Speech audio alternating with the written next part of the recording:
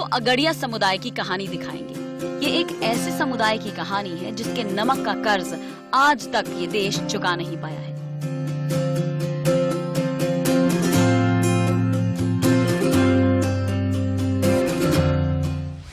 कच्छ के रण में बनने वाला नमक देश की करीब 75% नमक की जरूरत को पूरा करता है, लेकिन बहुत कम लोगों को इस कारोबार में लगे अगड़िया समुदाय के नमक मजदूरों की त्रासदी के बारे में जानकारी है।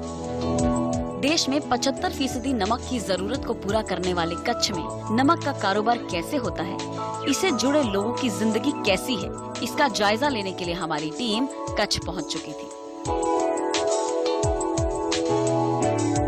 जिस समय हमारी टीम यहाँ पहुंची उस समय तक शाम होने लगी थी। अगड़िया समुदाय की बस्ती और नमक के प्रोडक्शन वाली जगह यहाँ से थोड़ी दूरी पर थी, इसीलिए हमने कच्छ के रण की टेंट सिटी में रात बिताने का फैसला किया।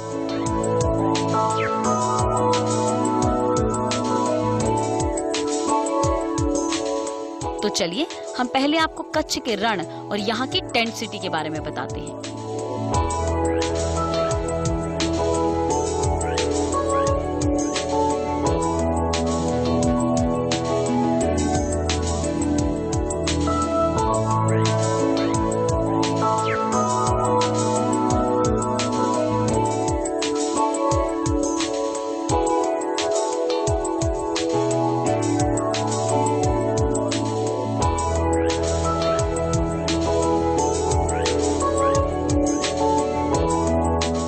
शाम के समय कच्छ के रण का ये इलाका पर्यटकों से भर जाता है। शाम होते ही यहाँ ऊंटों की सवारी का नजारा हर तरफ देखने को मिलता है।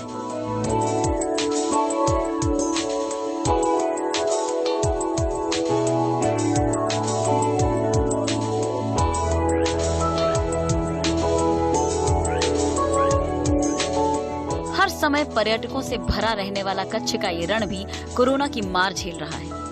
यहाँ पर्यटक उद्योग पर अपनी जीविका चलाने वाले लोग बताते हैं कि कोरोना के चलते इस साल भीड़ ना के बराबर है। मैं हूँ इस समय the great run of Kutch के 0 पॉइंट पर। देख सकते हैं कितनी भीड़ भाड़ है, लोग यहाँ पर जमा है सनसेट देखने के लिए। कोविड के चलते इस बार लोग थोड़े कम हैं, रौनक थोड़ी कम है, मगर फिर भी रण उत्सव का जो मिजाज है, जो फ्लेवर है, वो वैसे का वैसा ही है, रंगों भरा और रौनक से भरा।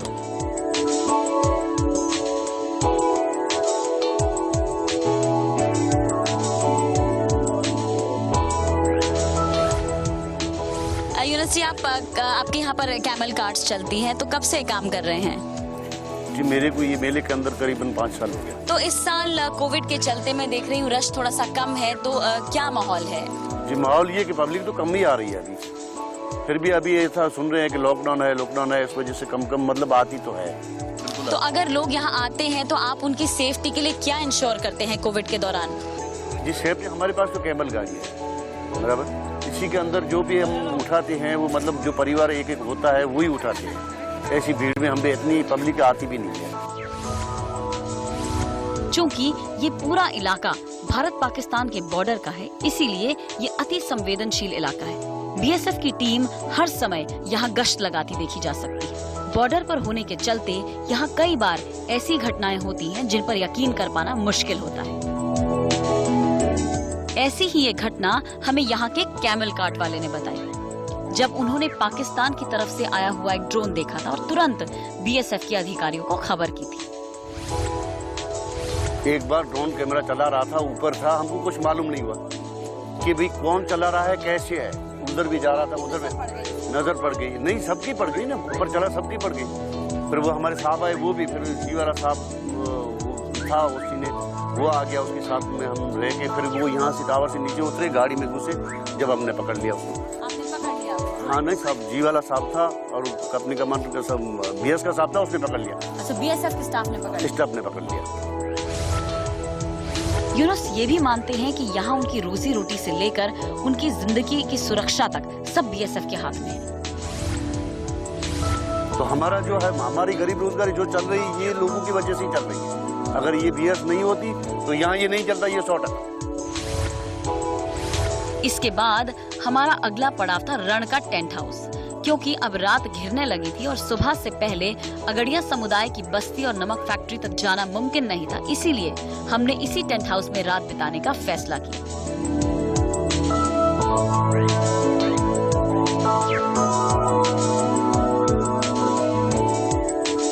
टेंट हाउस के अंदर हमने देखा कि यहाँ पर्यटकों की अच्छी खासी मौजूदगी है।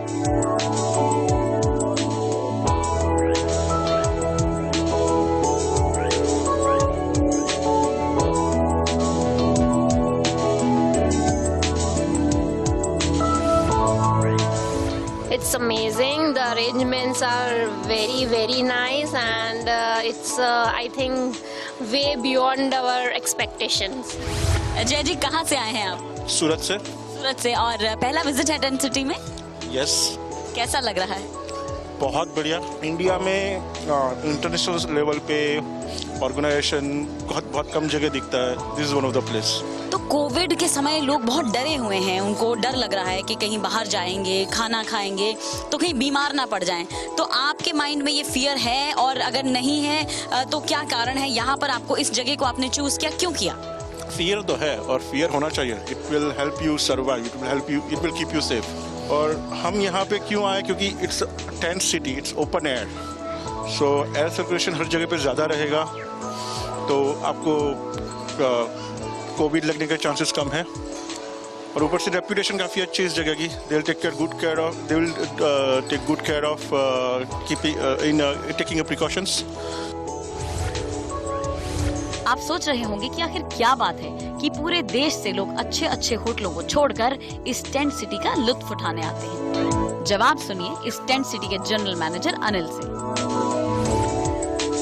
तो अनिल जी, आप जनरल मैनेजर हैं टेंट सिटी के और सारी देख रेख करते हैं। कब से जुड़े हुए हैं इस टेंट सिटी से और क्या कॉन्सेप्ट है ये?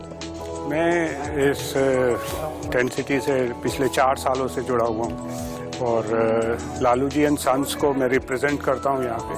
Lalu ji and sons and tourism of Gujarat has come joint hands together and we are on a private public partnership basis. We are showing the Kutch region and we are giving the wonderful experience to the people who are coming here by our program, by our itinerary, by our food and the entertainment sector what we do here, and we make sure that people just don't come here. concept है इसका tent city? Just people come here to not only to stay but a once in a lifetime experience. मतलब tent में रहने के experience को भी किसी 5 star से बढ़कर एक्सपीरियंस बना देते हैं। तो ये दिमाग में कैसे आया इस तरह का कॉन्सेप्ट लाने का? ये मोदी जी का शोकेस है एक तरीके से, एंड उनका ही एक विजन था कि इस रीजन को एक नेशनल टूरिस्ट मैप पे लेकर के आया जाए, जो आज की डेट में it is a very successful module of private public partnership, and where the government and the private entities are joined together to promote the tourism of this place. Kutch के रण में स्थित इस टेंट हाउस में पर्यटकों के मनोरंजन और सुख सुविधा का पूरा ध्यान रखा जाता है। स्पा और मसाज के अलावा टिपिकल गुजराती कल्चरल प्रोग्राम्स का भी यहाँ आयोजन किया जाता है।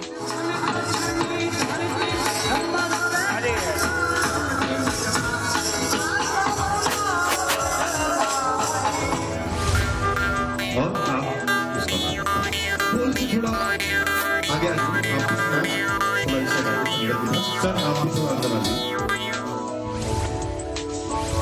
अगले दिन की सुबह हमारी टीम के लिए एक अनोखी सुबह थी।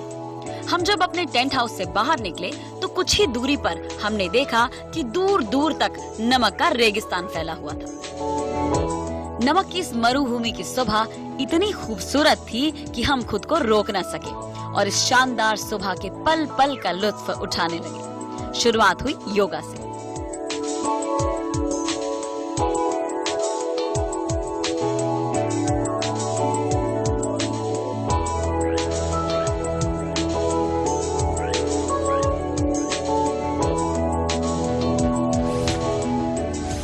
यही है वो वाइट सैंड या फिर वाइट सॉल्ट जिसकी वजह से इस ग्रेट रन ऑफ कच्छ को वाइट डेजर्ट के नाम से भी जाना जाता है।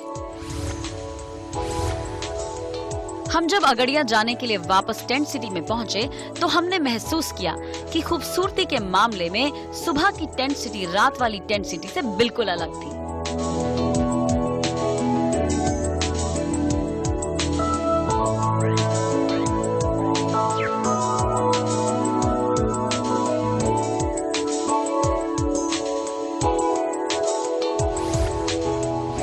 आदिल जी, आप मैनेजर हैं टेंट सिटी में, पीएमसीएम क्लस्टर को मैनेज करते हैं। तो जो रण का इलाका है बेहद खूबसूरत है मगर हाईली सेंसिटिव भी है, बिकॉज ये पाकिस्तान से नज़दीक है, बॉर्डर से नज़दीक है। और हमारे माननीय प्रधानमंत्री जी जब सीएम थे गुजरात के तो उन्होंने रण उत्सव शुरू किया। तो इतने सब लोग आते हैं देशों से विदेशों से अलग अलग, तो किस तरह से इस जगह की सेफ्टी सिक्योरिटी और लोगों की सेफ्टी सिक्योरिटी कैसे मैनेज करते हैं इतने सब लोग जब आते हैं?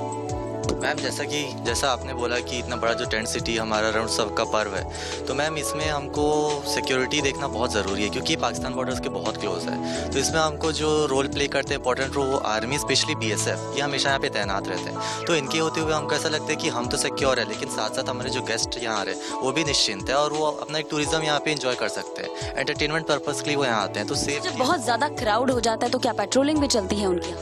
जी मैम, जैसे कि फुल मून का जो टाइम रहता है उसमें मोस्टली ज़्यादा क्राउड बढ़ जाती है, तो जो हमारे BSF और आर्मी के कैंप्स उसकी पेट्रोलिंग यहाँ पे रहती है पूरे टेंट सिटी के अराउंड।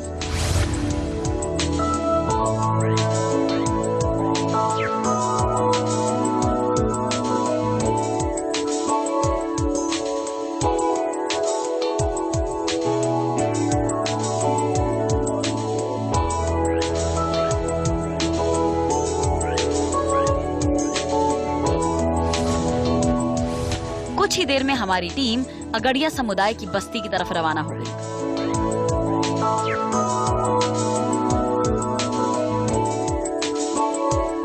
आपको बता दें कि कच्छ के इलाके का भूजल समुद्री पानी के मुकाबले कहीं ज्यादा खारा होता है। इस पानी को नलकूपों के जरिए निकालकर इसे 25 मीटर लंबे और 25 मीटर चौड़े खेतों में भर दिया जाता है। इसके बाद अगड़िया किसानों की कड़ी मेहनत और सूरज की धूप इस पानी को धीरे धीरे कठोर नमक में तब्दील कर देती है। लोकल भाषा में इसे नमक के खेत और नमक की खेती करना कहते हैं।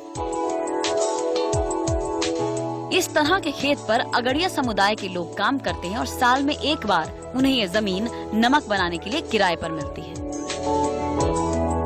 बहरहाल कुछ समय में हमारी टीम नमक के एक ऐसे ही खेत पर जा पहुंची जहां अगड़िया समुदाय के लोग नमक की खेती कर रहे थे।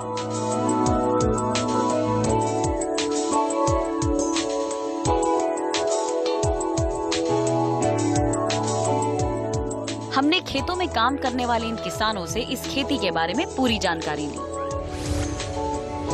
ये मैं देख रही हूँ, ये वाला जो हार्ड है बहुत सरफेस, यानी कि नमक बन चुका है, जम चुका है इसमें। ये हार्ड, यहाँ पर पोलापन नहीं है जमीन में, बहुत हार्ड है। एक्चुअली इसके नीचे पोलापन होता है, लेकिन हम इसको 1.5 महीने से 2 महीना तक इसको ऐसे ही रखते हैं तो नमक जम के एकदम हार्ड हो जाता है। तो ये भैया क्या कर रहे हैं? ये खंपारी है। खंपारी? हाँ, खंपारी। ये खंपारी जब हार्ड हो जाता है तो उसके बाद हम इसको खंपारी करते हैं और यहाँ से नमक की कणी जो बनना शुरू, नमक थोड़ा थोड़ा टूटता है इसके ऊपर से जी, ये नमक इसमें से फिर आहिस्ता आहिस्ता नमक बनना शुरू हो जाएगा। अच्छा, जैसे ये क्रिस्टल्स हैं नमक के। जी, तो उसके बाद फिर अगस्त में आप एक बार सबसे पहले पानी निकालते हैं, उसके बाद पानी निकालते हैं। सितंबर में पूरा हमारा साफ सफाई चलता है। पानी निकाल के जो मिट्टी आई होती है बारिश में और कोई नुकसान हो, हम नुकसान सब सही करके इसको पूरा सफाई कर देते, फिर से मिट्टी आ जाती है। उसके बाद हम पानी छोड़ते हैं। वो पानी भी थोड़ा डिग्री ज़्यादा होना चाहिए, मतलब 20 के ऊपर। वैसे तो 25 होता है, बहुत अच्छा रहता है, लेकिन बारिश ज़्यादा होने के कारण वो डिग्री नहीं मिलती है। लेकिन 25 से 20-22 के बाद हम इसको जमाना शुरू कर देते, पानी छोड़ देते हैं। हाँ, और इसको कम से कम 1-1.5 महीना ऐसे ही रख देते हैं। उसके बाद ये पूरा जम जाता है, एकदम हार्ड हो जाता है। उसको पानी है उसमें ही नमक होता है? हाँ बिल्कुल, नेचुरली पानी है, पानी में से ही नमक है। आज ये खंपारी चल रही है, तो आज तो इस खंपारी का आपको पता है ये पहला दिन है, लेकिन हफ्ते बाद उसमें नमक बिल्कुल दिखेगा एकदम। पानी सारा इवेपोरेट हो जाएगा। हाँ बिल्कुल, और नमक नमक रह जाएगा। आपको ये जानकर आश्चर्य होगा कि अगड़िया समुदाय की स्थिति अब कुछ सुधर गई है। पहले यही किसान कितने कम साधन में काम करते थे। नमक में रहने के कारण इनके पैर लकड़ी की तरह सख्त हो जाते थे। जब हमने शुरू किया आज से 25 साल पहले, तो बता रहे थे कि भाई ऐसा होता है, लेकिन उस टाइम क्या थी, मेहनत ज्यादा थी और शायद उस टाइम कुछ ऐसा होगा, लेकिन अभी का ऐसा कुछ दिखता नहीं है। ना अगर ये को कोई बीमारी होती है या ना कोई पैर में छाले या पैर, ये चीजें अभी नहीं होती है। अभी टाइम काम करने का भी समय पहले के समय क्या रहता था? पहले हर काम मजदूर को करना पड़ता था। आज ये जो पारे दिख रहे हैं ये वो मशीनरी करती है। और ये नमक में भी हमको पहले ये पूरे पारे बनाने पड़ते थे। अब ट्रैक्टर से यहाँ से लेके यहाँ तक ट्रैक्टर पहुँचा देता है, यहाँ से हिटाची बाहर निकालता है। तो मतलब जो पहले काम करना पड़ता था उसमें तो समझ लो अब 20% काम है, मेहनत कम हो गई। करीब 7 महीने की जी तोड़ मेहनत के बाद इन किसानों को आखिर मिलता कितना है? इतना जिसे सुनकर आप हैरान रह जाएंगे। इन किसानों को 1 टन नमक के बदले महज 400 रुपए मिलते हैं, जिसमें इनकी बचत होती है महज 30 से 60 रुपए प्रति टन। अब्दुल जी, क्या क्या कठिनाइयाँ आती हैं आप लोगों को इस नमक की खेती के दौरान?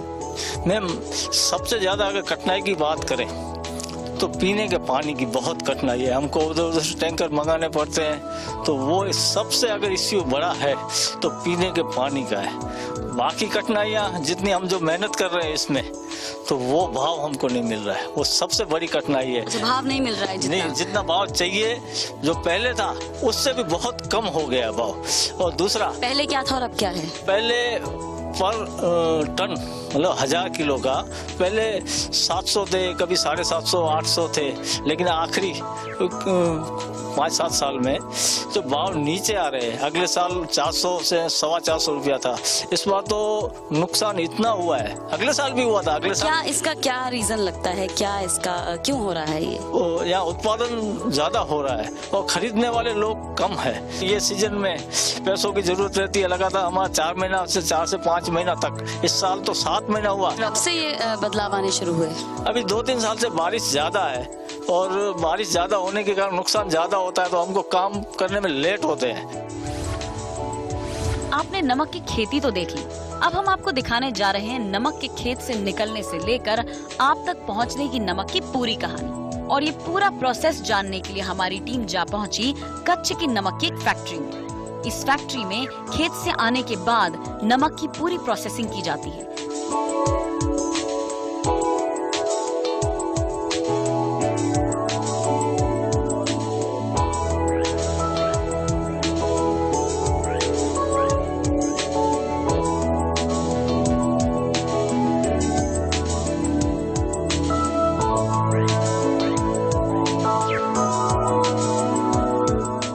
फैक्ट्री के मालिक मुकेश ने नमक की प्रोसेसिंग के हर स्टेप के बारे में हमें विस्तार से बताया।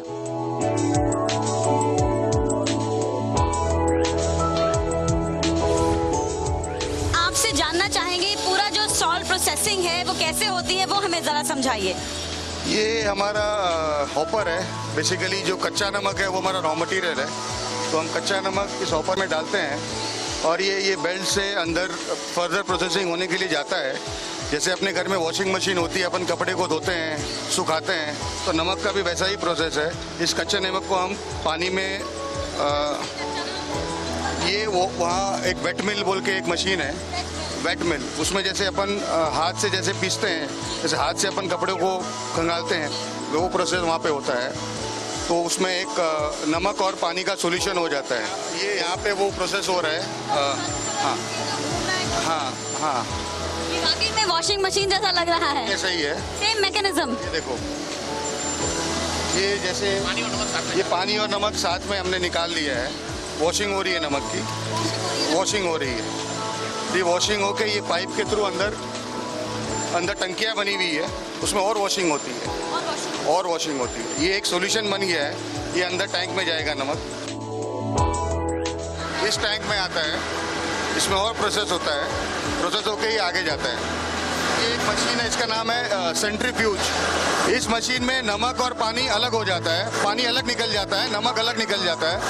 नमक आगे प्रोसेस होने के लिए निकल जाता है, जहाँ नमक की क्रशिंग होती है और फिर ड्राइंग होती है।